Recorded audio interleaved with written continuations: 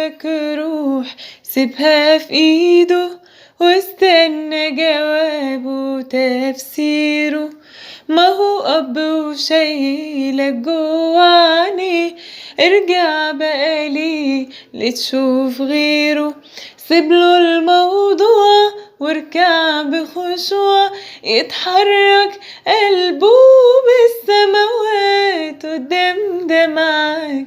ولا تقلق ولا تشغل فكرك، بيرتب لك فرحك مضمون وياه وقوام هيتي بخاطرك.